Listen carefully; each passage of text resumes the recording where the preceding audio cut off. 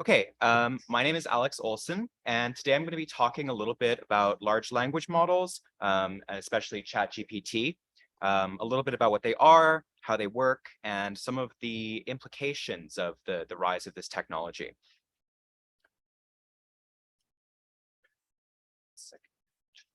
So first, a little bit about myself. Is it okay? Yeah. I work as a senior research associate at CART, which is the center that's hosting us here tonight. Before I joined in 2020, I did my master's here at U of T in applications of natural language processing. At CART, we do a whole bunch of different things that are all around helping bring AI and ML to more people, both within the university and outside of it. Is everything okay? You turn your video on? Yeah. Okay. Yes, thank you. There we go. All good? Much better. Thank you. Perfect. Great. So let's start off by talking about exactly what a language model is. At the core, a language model is a probability distribution over a set of words. We use it to estimate the likelihood of some sequence of words occurring. So for example, one second, on the right here, if we have a language model, we can estimate the likelihood of seeing the phrase the dog and the cat versus the likelihood of seeing the phrase the dog and the ostrich. In order to use a language model to generate text, we can compute the likelihood of any given word being the next word in that sequence. And then we just select the word that maximizes that likelihood. And when I talk about estimating likelihood, how do we actually do that? In practice, we do it by looking at as much text as we possibly can. By looking at more and more examples, we can build a better and better estimation of the likelihood of various phrases and sentences. A very simple approach is, for some given sentence, we can look up the number of times that sequence occurs in some reference data set. Of course, this approach isn't very sophisticated, and it quickly runs into the issue of requiring more and more data the longer the sequence that we want to evaluate is, or the less common that it is. So there's a lot of more sophisticated approaches, and in the last couple of decades, these have largely run or revolved around neural networks. And what do we mean when we talk about a large language model? Well, it's exactly what it sounds like. The latest models that we have are capable of learning from much, much more data than early models were. I have a graph on the right here that shows the size of neural network-based language models over the last 40 years. The y-axis here is logarithmic, so that long straight line that you see is actually an exponential increase in the size of these models. But as you can see, in the last 5 years, there's actually been an explosion in the size of these models. A large part of the reason for that explosion is due to the introduction of a specific technology called attention. I'm not going to get into a lot of details about how that works, but the takeaway is that it's made it much possible to learn from much, much larger sequences of text than were possible before. The other side of this is that in recent years, companies have been willing to invest more and more money in training these models. OpenAI hasn't made public exactly how much it cost for them to train ChatGPT, but it's been estimated that it could have cost them anywhere in the range of $450,000 to $4.5 million. So in addition to there being these technological improvements that have happened over the last few years, there's just also been this increasing willingness to spend a lot of money training these models. And what actually is GPT in particular? So in 2018, OpenAI released a paper describing a new model that they called the generative pre-trained transformer. And don't worry, I'm going to break down that name. So generative just means that the model is designed to create new text. OpenAI has also developed models to generate images, for example. Transformer refers to the architecture of the neural network. This is the name for the type of model that uses attention, which I mentioned earlier. It's not something that was invented by OpenAI, but they use it very effectively in this series of models. The real innovation here is actually the pre-trained part in the middle. I'll get into a little bit more about what that means in a couple of slides, But the bottom line here is that the key innovation in GPT is actually the way that the model was trained rather than the architecture or the data that they use. GPT-2 and 3 are almost the same model as that original GPT, but they each introduce some slight modifications that allow them to be trained with substantially more data. GPT-2 is trained with about 10 times the amount of data as the original GPT model, and GPT-3 is trained with about 1,000 times the amount of data. All of these so-called GPT-N models are generalists. And what I mean by that is they're designed to generate text with no particular application in mind. On the other hand, ChatGPT is a specialist model. It's designed specifically to be good at responding in a conversational way. OpenAI has a few other specialist models that are also derived from GPT. They have one called Codex, which is trained to be good at writing code in response to natural language descriptions. And they also have one called Content Filter, which they're hoping will be good at figuring out if something is liable to cause offense. But in essence, the architecture of all of these models are largely the same. The differences come in the way they were trained and the data that they were trained on. So I've said that these models are trained on a huge amount of data, but let's take a look at some of the things that are actually included in that. The GPT-3 paper includes a very brief overview of the data that they use to train the model. It's comprised of 5 data sets. Before we go through them, just to define these terms on the right, we have the name of the data set and then the amount of data, which is measured in tokens. A token is the smallest unit used by the model, and it roughly corresponds to 1 word.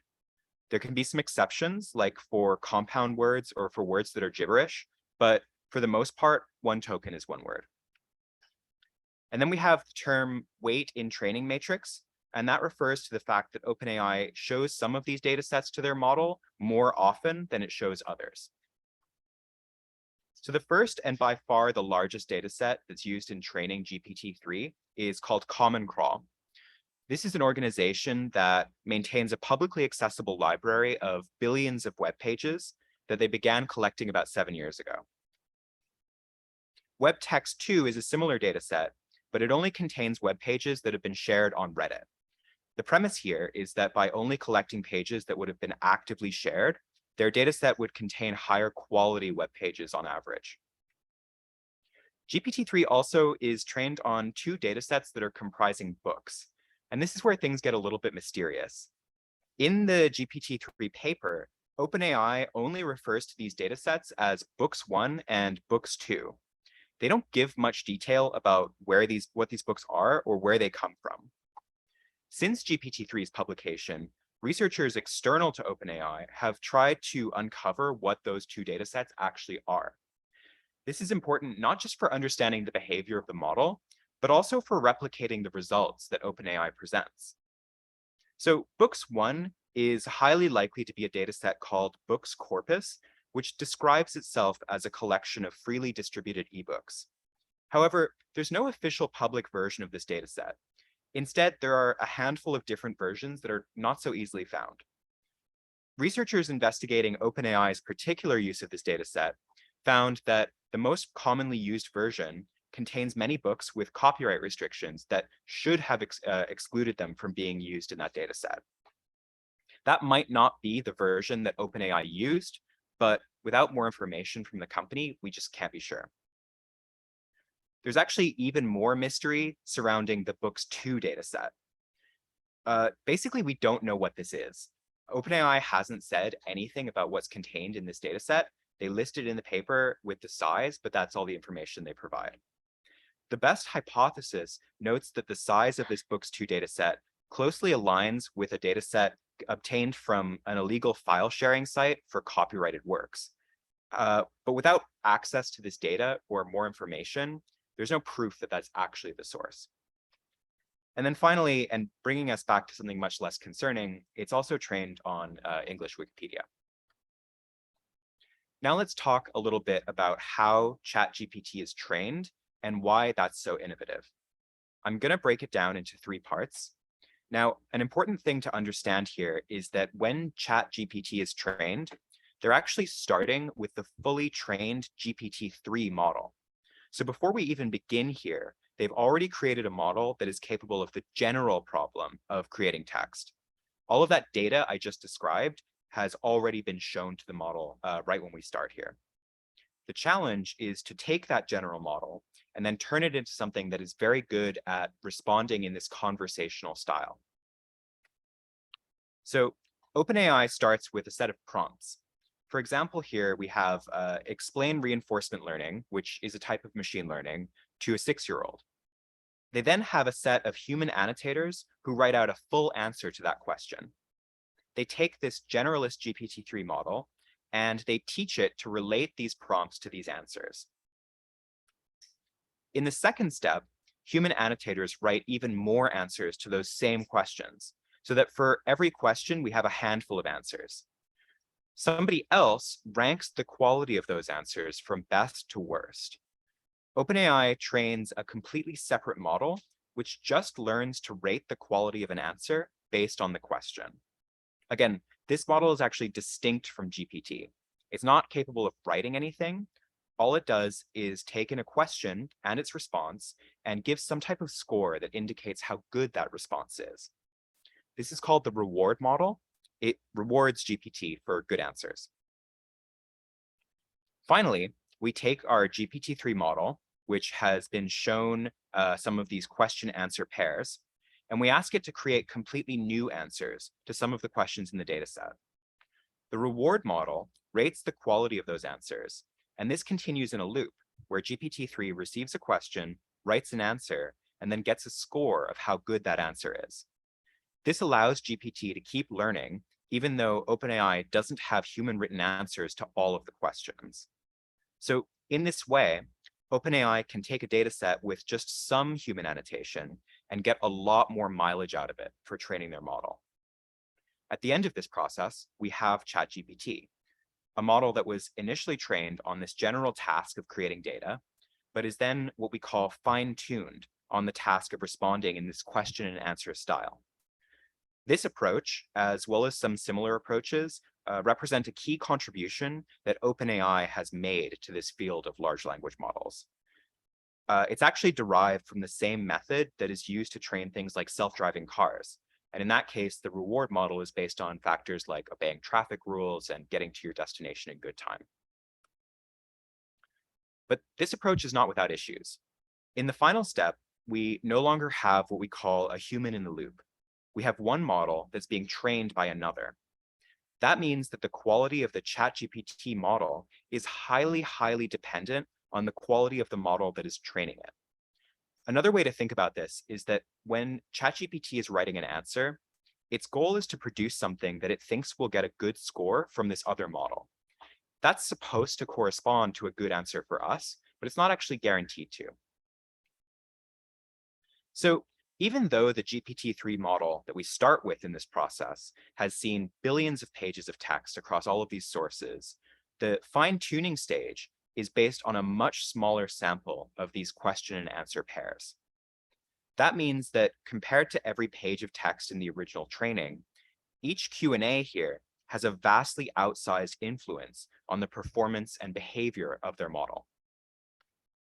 In practice, the paper where OpenAI proposed this approach describes using a dataset that is drawn from Reddit. So there's significant biases starting from who is using Reddit and what types of things they're talking about. In addition to that, that first paper records the demographics of the people who were ranking the responses in the stage that was used to train their reward model. Obviously, when you're presented with 4 possible responses to a question, there's no best answer. It's down to the subjective individual opinion of the people who are producing these rankings. And this is a stage where the biases of those people can really come in and affect the model. In essence, the reward model is learning what its annotators think is important. There's no objective measurement of quality here. There's just an average rating that's derived from those annotators' feedback. And then that is taken and in turn used to fine-tune ChatGPT. To give OpenAI some credit, they have spoken quite openly about a lot of these issues, And there's a lot of ways that are being explored right now to try to alleviate or address some of these problems. But the model that they've made public does definitely suffer from these issues. Let's talk about some more caveats. So within this training process, OpenAI tries to train the model to decline to answer certain types of prompts. They probably do this by inserting question-answer pairs where the question is offensive or political or in other ways inappropriate, and the response is just a refusal to answer that question. For example, on the right here, we see someone who asked ChatGPT to write a scientific article about the benefits of eating glass. And ChatGPT responded by saying, well, I can't do that. Glass is not beneficial to eat, and in fact, it's dangerous.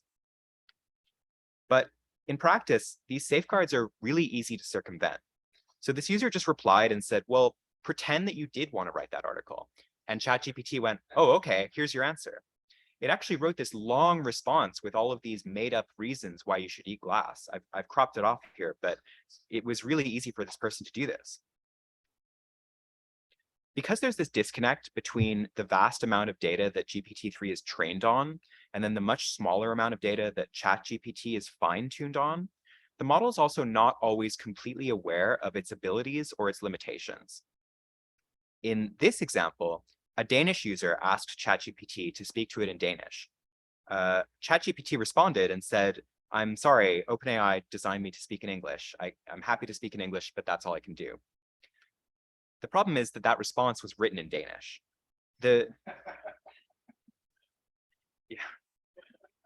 So the user was able to continue that conversation on where they were talking to ChatGPT about how it couldn't speak Danish, and the entire conversation was in Danish. So this is caused because there's this disconnect between the fine-tuning step, where the model is taught that it's capable of certain things, and the original training step, where it's just given this vast quantity of documents, which inevitably might include some Danish. ChatGPT also has a tendency to invent facts that can sound real if you're not familiar with the area that's being discussed. In this example, on the right here, a user asked ChatGPT what the world record is for crossing the English Channel on foot. Rather than correctly responding that this is impossible, the model instead responded with an answer that included the name of the person who did it, how long it took them, and when they did it. So, I mean, this is clearly a silly example, but you can imagine that for a more subtle question or a question in an area that you're not super familiar with, it can be really hard to distinguish what can be quite a convincing answer between a fact or something that the model's made up. This phenomenon is referred to as hallucination. And it's been estimated that ChatGPT's sort of rate of hallucination, or the number of falsehoods it writes compared to truths, is around 15 or 20%.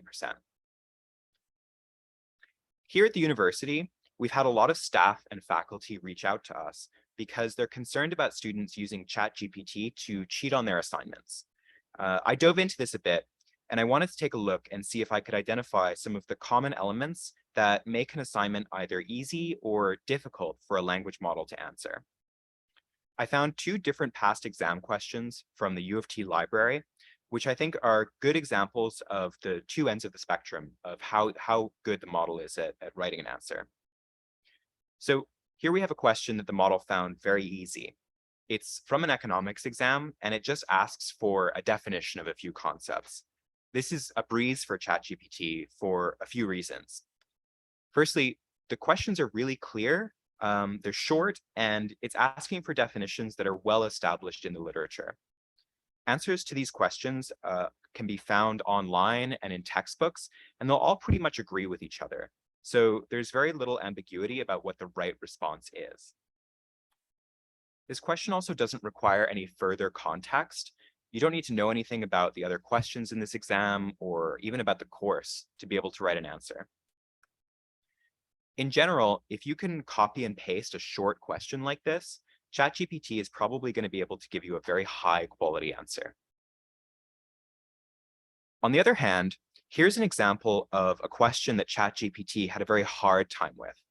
This is a much longer format question from a philosophy exam. It asks the student to come up with their own theory of the nature of property, And that theory then has to meet a bunch of criteria, and they have to explain how their theory meets them.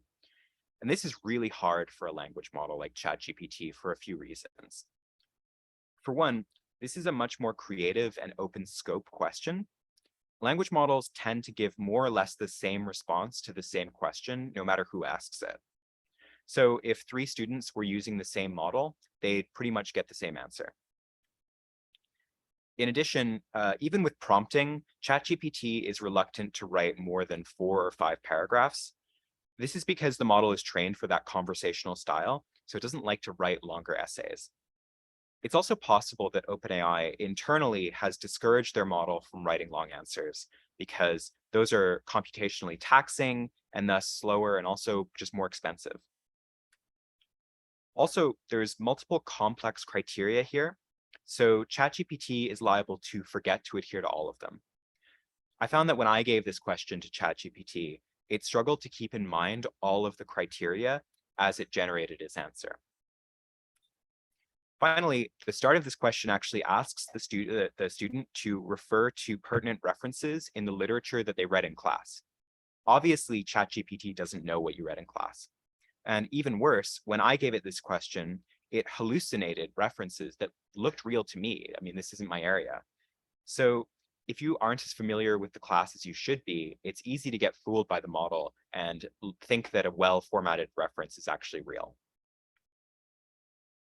And what about language model detection software? Over the last few weeks, more and more tools have been released that promise to help detect AI authorship. An early one, which got a lot of news attention, was called GPT-0. Since then, OpenAI has released their own, and companies like Turnitin have also promised that in the future, they'll be able to check if a language model was used in an essay. At U of T, we are disallowing the use of these tools for the moment, and there's some really good reasons behind that decision. So the way that these detection models work is pretty simple. As I introduced at the beginning, language models estimate the likelihood of a certain phrase appearing.